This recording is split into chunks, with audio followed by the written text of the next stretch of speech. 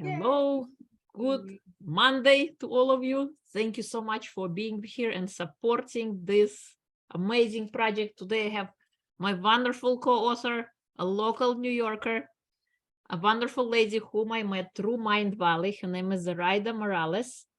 She is amazing.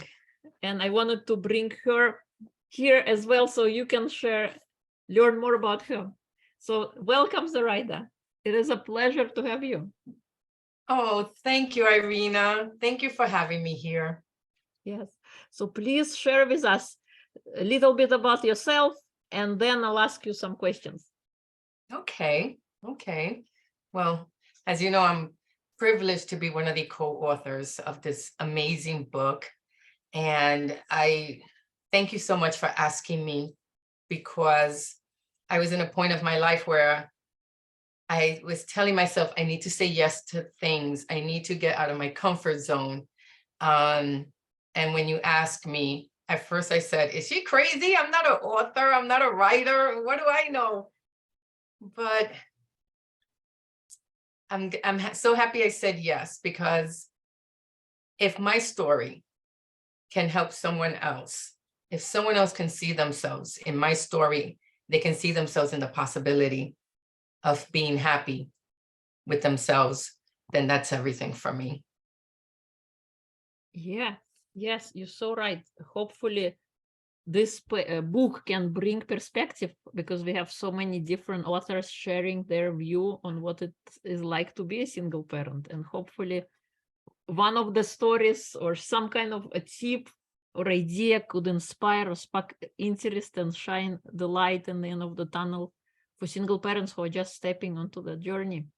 So why did you say yes? So I say yes because I had to compartmentalize my heart, my mind, and my ego. And I had to think, it's not about me. It's not about me. It's about there's someone else who is a cancer in treatment, in remission, a cancer survivor. And that person has children. And that person at one day has to tell their child, honey, I have cancer. And I've never seen that. And I said, I want to be the first. I want to help someone have that conversation with their child, brother, mother, because I've done it. And it's not easy. Yeah, you're so right. Thank you. What was the most difficult part about writing?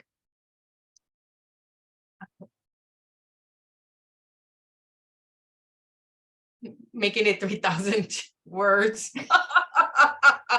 Because when I wrote this chapter, so when you ask me, I had just come back from 5 weeks in Europe, 4 weeks was studying, right? And so I did a lot of energy work in Estonia, and writing the book, I had so many thoughts, and so I was journaling and I was writing so much. Honing it down was the hardest part for me. But when as I'm speaking, I'm thinking it was hard to feel. I was feeling everything I was writing. And there were times, and you tell me if you went through this, I had to put it down. I had to get my emotions in check, say, am I feeling this? And why am I feeling this? And did I work through that trauma?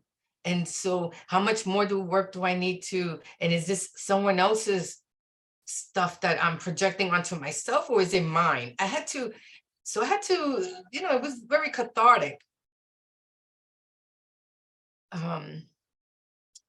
Yeah, I'm sorry for that. Somebody's ringing my doorbell. That's all right. That's life. We're alive. It better not be my 17-year-old who forgot his key either. No worries. But that was, it was emotional. Mm-hmm. It was emotional, very emotional. But I'm so glad that it's out there, and I can't wait to have the soft cover book in my hand so I can read it again. And I'm so proud of myself. for doing something that made me uncomfortable, right? Because when you become a single parent, you have to, I encourage people to learn to be comfortable being uncomfortable, because you're going to be uncomfortable all the time. Everything is new. Yes. And this did that for me. It got me out of that limiting belief that I'm not a writer. I don't have anything special to say. No, I do have something special to say. And if just one person can find themselves in the possibility that, wow, I can do what she did, or I can do what Victor did, then that's everything for me. Yeah. You had the courage to say yes to yourself. That's like kind of the first thing. And sometimes we think that, oh, we have nothing to say because we didn't go to school, we don't have a diploma, we don't have that paper to prove that we are a writer or we are an English major. But lived experiences, they count for something too. And the book could be the legacy of your lived experience. In a matter of a few pages, a person could get knowledge download from somebody's 20 years life experience of decades compressed into small, kind of all the best parts and all the good parts, the clip version of the life lived and experienced. And I think that's the best part, that books gives us this opportunity. And we have 10 authors. So we have 10 different views. I mean, how special is that? I mean, that is amazing. I've never seen anything like that. I think that's what makes the book even more special. Yeah.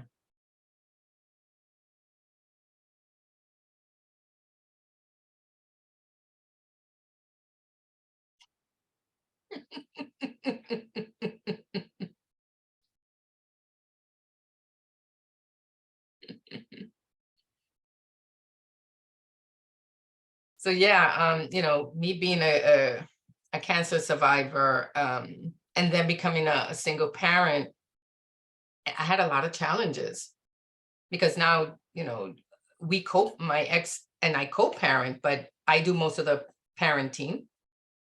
And here I am reinventing myself, but I'm also taking care of my health, physically.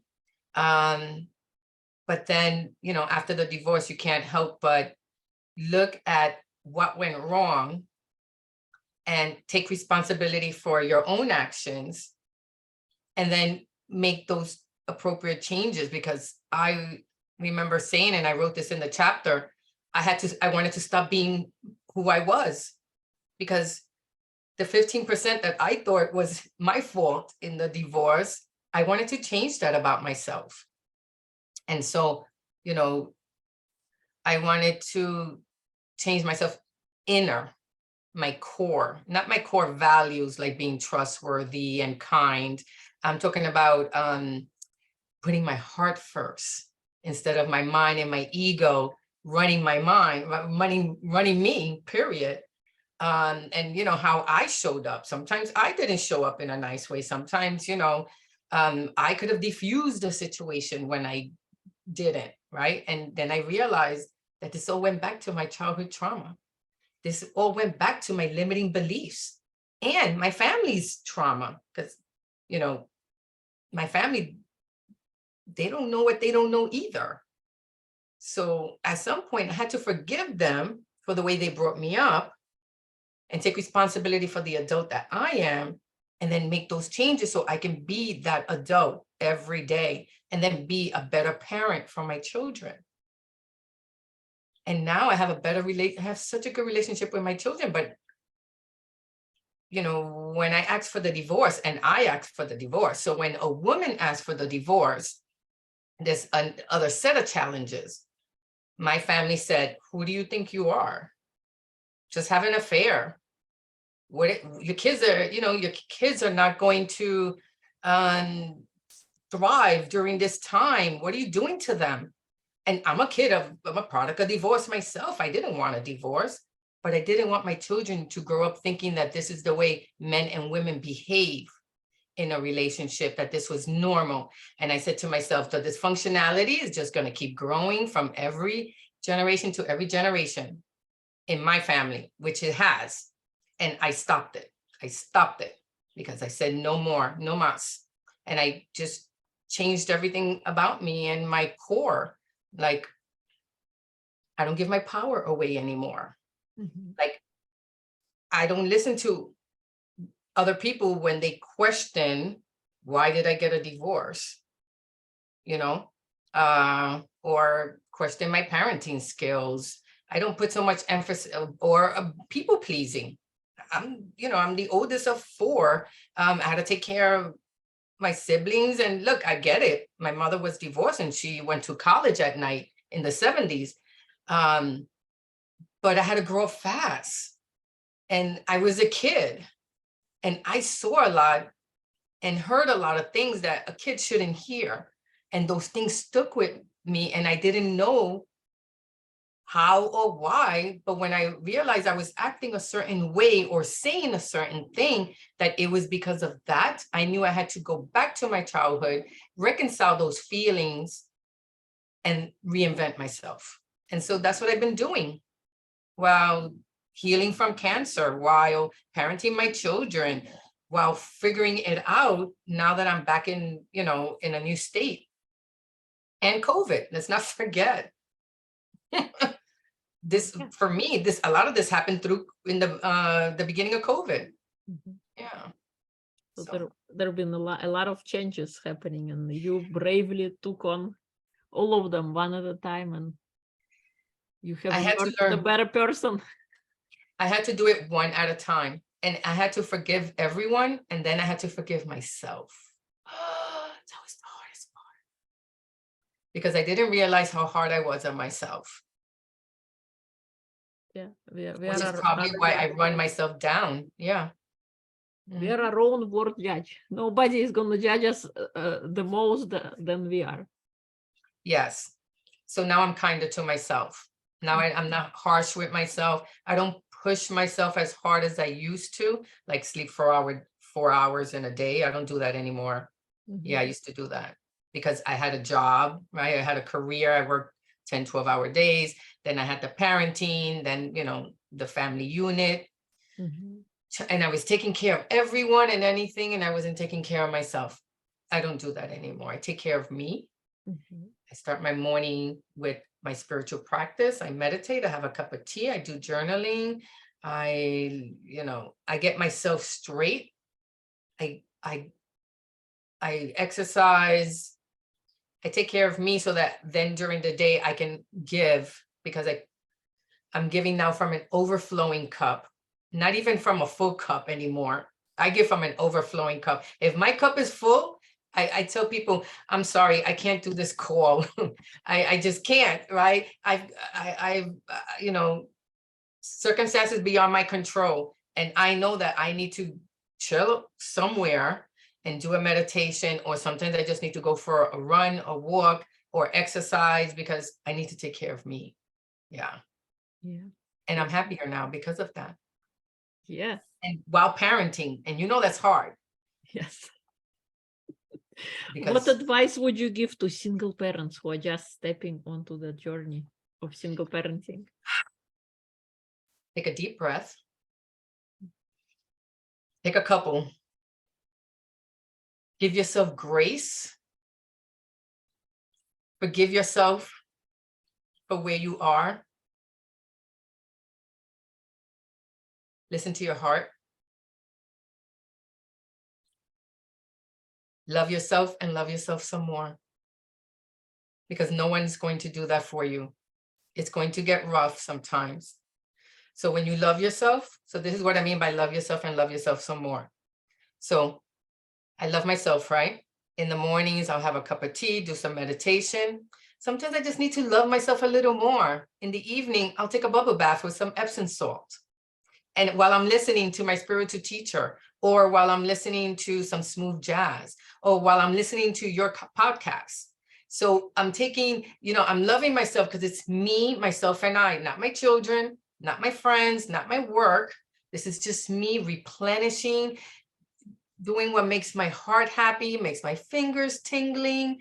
Yeah, that's what I mean by loving myself and loving myself some more, because we women weren't brought up that way. We were brought to nurture and take care of others. And so when we try to take time for ourselves many times, not all times, but many times, others, like our children, our families, would say things that trigger us where we feel that, oh, we're less than if we don't, right? We're less than if I don't do that bubble bath and I go take him to his friend's house, right? Sometimes your other spouse could do it, or sometimes a friend could do it, or sometimes the kid could walk to your friend's house. I mean, there's other alternatives, but I was not taking care of myself. I did not put myself number one. I put myself number one now, and my children still love me. And I found that shocking. Like now they say, yeah, they go, oh my God, mom. So this is what my college age kid does. He'll text me, hey mom, you busy later so we can talk? I'm like, sure, when is it good for you? And he'll give me a time frame. And then I say, okay, my time frame is here and here. You want to do 6? And this is how we do it. Of course, he's in college and he's 20, so he'll call, sometimes I'm on a Zoom call and he's calling me. And I say, but honey, this is why I prefer that we set time, because that way I can devote that whole time to you, just like I'm devoting time to being on Zoom because I made a commitment. And so they understand that and they respect it. I have a 17-year-old and a 20-year-old young men, and I'm teaching them now that women need, and not women, just anyone, an individual needs their own sovereignty. They need their own time, and people cannot just bogart, So yeah, it's been a really hard, lonely experience, but it's been glorious. And I celebrate those times. Yeah, you're so right about self-love and, taking care of ourselves first. Because what kind of person shows up if we don't take care of ourselves? Some kind of a maniac or raging lunatic screaming your head off. Oh, that's that. And listen, I did that. I'm not proud of it. But when I felt resentful that someone else didn't do for me what I did for them, I felt resentful. And then I became the one that spoke in that tone, reactive. Now I'm not resentful. So I don't now when I speak in a loving tone with kindness, because I've taken care of myself, and I did not know that it was me. I was the one that gave my power away. I showed them how to interact with me. I had the power all along and I didn't know it. And I'm 59 years old. I just learned it now. So I give anyone who's younger than me kudos for learning all that stuff in your 30s. When I speak to these 25-year-olds and they're awake, I'm just like, oh, thank God. Like, I love this generation that they're awake and they're learning things about themselves at such a young age, because you and I are from, our parents were immigrants. My parents came here in the 40s. And so they had their own trauma, not only leaving their own country or wherever, region, but when they came here, they had it hard. America's the land of the brave and the free, but America doesn't like immigrants sometimes. And they had it hard. And so they were hard on us. And I understand that now. I understand why they have all these limiting beliefs. Why they parented the way they did, because they had their own. And I also recognize that they haven't done the work on their childhood trauma. So they're not going to change. So how do these two generations now reinvent their relationship? And that's what I'm doing with my mother. I'm reinventing our relationship because I had to remove myself. As a matter of fact, I'm still removed. Right now, my business launched today officially. My website launched officially on Thursday. Thank you. And the book launched on Friday. This was not a good time for me to have an important conversation with someone that I knew was going to trigger me. So I've kept away. this is how this is my self-love. In a few months, when I'm done with this, I'll put more time and energy on that. By then I'll be in the space where I can just say, I respect your sovereignty, smile, not scream, even if she's calling me bad names or anything, and just say, all right, goodbye. And keep it and just talk about neutral stuff like the weather. That's what I'm gonna have to, that's the way that's my reality. Yes, you're so right. So true. Thank you so much. And I think we can talk with you for hours, but thank you so much for being here, for sharing your wisdom, for being part of this book. You bring a great deal. Your story is so inspirational, it's so heartwarming. And I loved having you in the project, in the book. Thank you for saying yes to you. For all the listeners and watchers, if you didn't get your copy yet, make sure you grab your copy. Available on Amazon. You can leave us a review on Amazon because every little bit helps. Thank you so much. Subscribe.